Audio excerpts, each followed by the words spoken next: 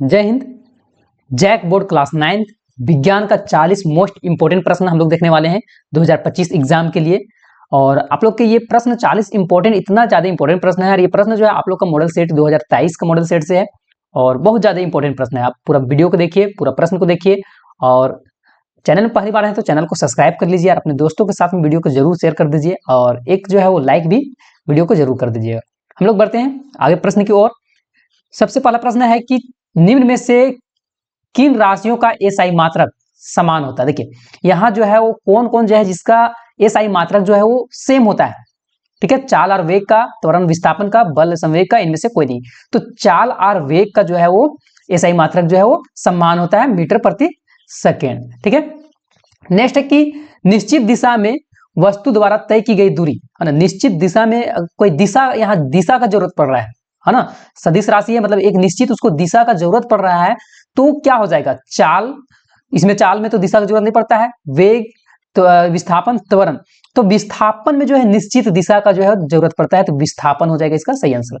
Next है कि वेग का एसआई मात्रक है। वेग का एसआई मात्रक क्या होता है, तो मीटर प्रति सेकेंड होता है। जी हाँ, मीटर प्रति सेकेंड। नेक्स्ट है कि स्वचालित वाहनों में एक यंत्र लगा होता है। ठीक है, जो मोटरसाइकिल ये सब होता है, मोटर गाड़ी ये सब में, उसमें एक यंत्र लगा होता है और उसके द्वारा जो है तय किया गया दूरी, मतलब कितना दूर तक जो है चला है, कितना किलोमीटर तक चला है, उसको जो है वो प्रदर्शित करता है। और इस यंत्र को हम लोग ओडोमीटर बोलते हैं। जी हाँ, ओडोमीटर। और स्पीडोमीटर क्या करता है, स्पीड को मापता है कि कितना का स्पीड जा रहा है वो चीज को। नेक्स्ट है कि यदि पिंड का द्रव्यमान दोगुना कर दिया जाए। ठीक है, प्रश्न क्या बोला है कि अगर हम लोग पिंड का द्रव्यमान को जो है वो दुगुना कर देते हैं तो उसका वेग आधा हो जाएगा। तो पिंड का रैखिक संवेग जो है क्या हो जाएगा, तो ये भी जो है वो आधा हो जाएगा। सी नंबर इसका सही आंसर हो जाएगा। नेक्स्ट है कि किसी, है ना, यदि दो वस्तुओं ए बी, है ना, दो वस्तु है ए और बी का द्रव्यमान जो है क्रमशः 6 केजी तथा 34 केजी है, तो जो है उसका जड़त्व पूछा है ना। देखिए क्या है कि यदि दो वस्तु है, ए और बी वस्तु है और द्रव्यमान दोनों क्या है, तो ए वस्तु का द्रव्यमान 6 है और बी वस्तु का जो है वो 34 है। तो अब यहाँ ऑप्शन हमको देखना है, तो ए का जड़त्व बी से अधिक होगा, है ना। ए का जड़त्व जो है वो बी से ज्यादा हो जाएगा, तो ए तो 6 ही था तो इसका जड़त्व तो कम होगा। बी का जड़त्व ए से ज्यादा होगा तो इसका बी सही हो जाएगा, है ना। बी का जड़त्व ज्यादा है ए से, ए का जड़त्व 6 ही था और केजी था, और बी का जो है वो 34 केजी, तो बी का ज्यादा हो जाएगा, बी का जड़त्व ए से ज्यादा है।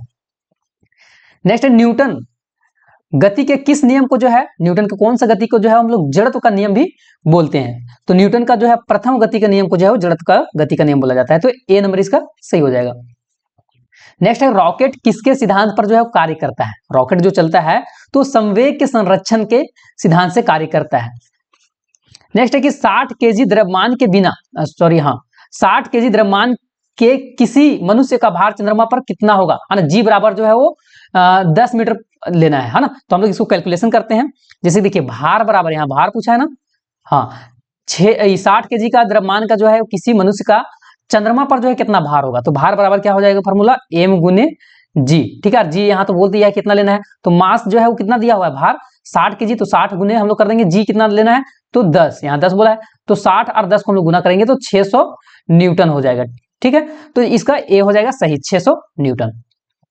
नेक्स्ट है यदि दो वस्तुओं के बीच की दूरी को आधा कर दिया जाए तो उसके बीच का गुरुत्वाकर्षण बल जो है वो किस प्रकार जो है वो बदलेगा।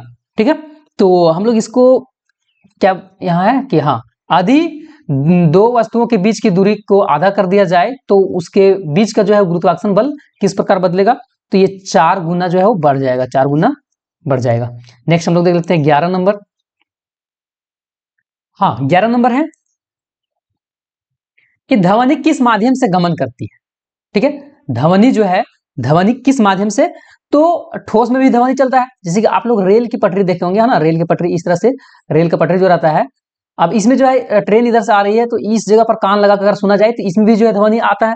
तो ठोस में भी आता है। तरल व्हेल मछली जो है वो पानी में जो है ध्वनि को सुन के जो है एक जगह दूसरी जगह जाता है, तो और गैस में जो हम लोग अभी जो फिलहाल बोल रहे हैं, तो ये उपरोक्त सभी में हो जाएगा। ध्वनि जो है वो सभी में, जितना यहाँ दिया हुआ है ठोस तरल गैस।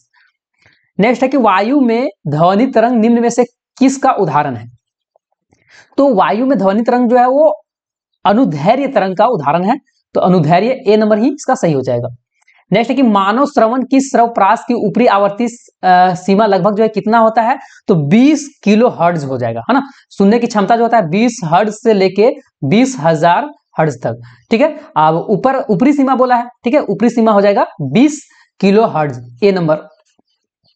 नेक्स्ट है कि दो विभिन्न पदार्थों के कणों का स्वतः मिलना जो है क्या कहलाता है, दो विभिन्न अलग अलग कण जो है उसको मिला दिया जा रहा है तो उसको जो है विसरण बोला जाता है, ठीक है, तो बी नंबर हो जाएगा।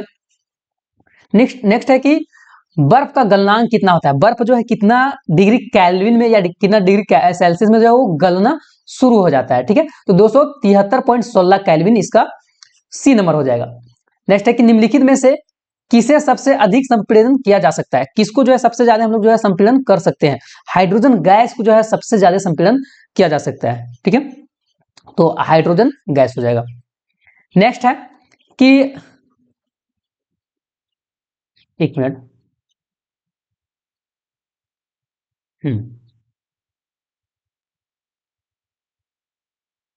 हम लोग यहां देख लेंगे निम्नलिखित में से कौन यौगिक का उदाहरण है, ठीक है, तो यौगिक का उदाहरण, यौगिक किसको बोलते हैं, जिसमें कि दो से अधिक आबंध होते हैं ना, मतलब दो चीज मिलकर वो बना हुआ है। लोहा तो सिर्फ लोहा आयरन है, पीतल तो पीतल है, तांबा तांबा है, लेकिन जल में जो है वो H2O मतलब हाइड्रोजन और ऑक्सीजन दोनों मिला हुआ है, तो ये इसी को जो है हम लोग जो है यौगिक बोलेंगे। तो जल जो है वो यौगिक का उदाहरण है, मतलब दो या दो से अधिक आबंध जिसमें होते हैं तो उसको यौगिक बोलते हैं। पीतल किस धातु से मिलकर बना हुआ है, तो जी हाँ, पीतल जो है वो जिंक और कॉपर के मिलने से बना हुआ है, ठीक है, तो जिंक और कॉपर हो जाएगा।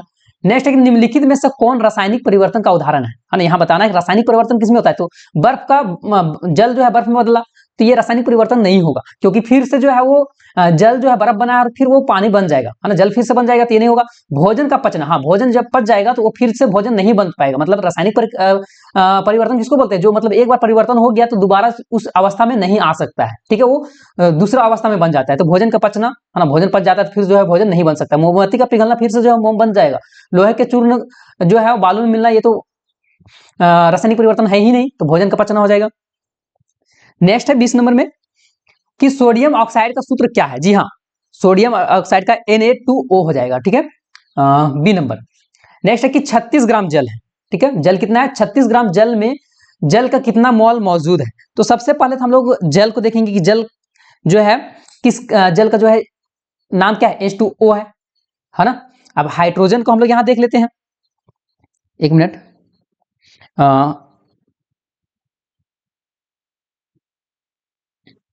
1 गुने 2 जोड़ 16 कितना हो गया, 2 1 2 और 16 जोड़ देंगे 18, जी हाँ, इसका जो है वो 18, अब इसको भाग दे देंगे, 36 जो है बोला है ना, 36 ग्राम है, 36/18, अब काट देंगे तो 2 मोल, जी हाँ, इसका जो है वो 2 मोल हो जाएगा, ठीक है, 36 ग्राम जल में जल के कितने मोल मौजूद है, तो 2 मोल हो जाएगा, बी नंबर।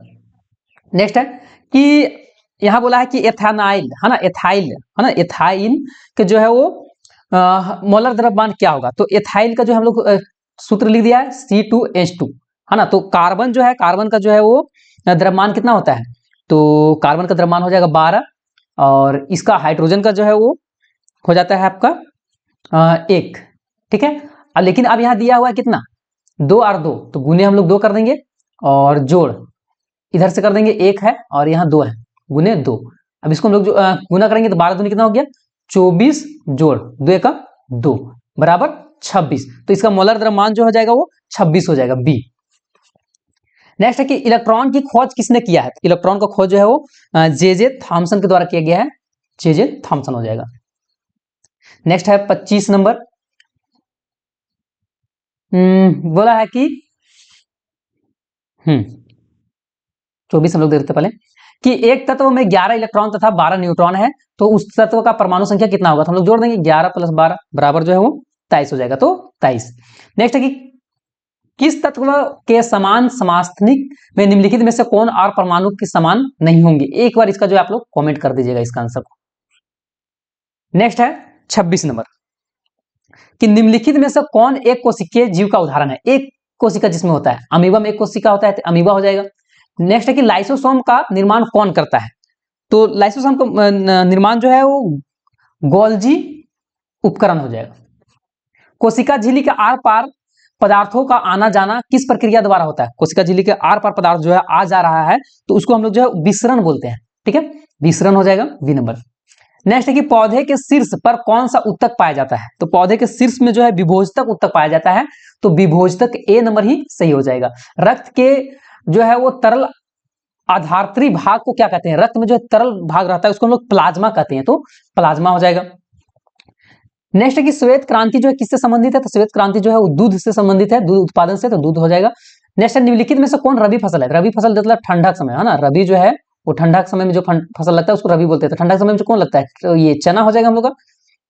नेक्स्ट है जीवों के वर्गीकरण का सर्वाधिक मूलभूत लक्षण क्या हो सकता है? जीव को जो है वो सर्वाधिक मूलभूत लक्षण जो है वो हो जाएगा इसका कोशिका का संरचना।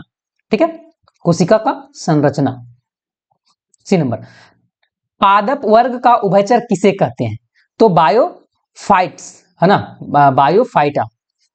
नेक्स्ट है वेल निम्नलिखित में से किस वर्ग में आता है? तो वेल जो है ना स्तनपायी में आता है। ठीक है, तो स्तनधारी या फिर तो स्तनपायी हो जाएगा। नेक्स्ट है कि वैश्विक उष्मन के कारण कौन जो है वो गैस उत्तरदायी है? मतलब जो पूरा जो है धरती में जो है टेम्परेचर बढ़ते जा रहा है किसके कारण? तो कार्बन डाइऑक्साइड के चलते, तो कार्बन डाइऑक्साइड हो जाएगा। नेक्स्ट है कि जल प्रदूषण से निम्नलिखित में से कौन सा प्रभाव नहीं होता? जल प्रदूषण हुआ है तो क्या नहीं यहाँ जो है प्रभाव पड़ेगा? तो जल का तापमान में परिवर्तन होगा, हैजा भी होगा, जल में ऑक्सीजन की कमी ये नहीं होगा।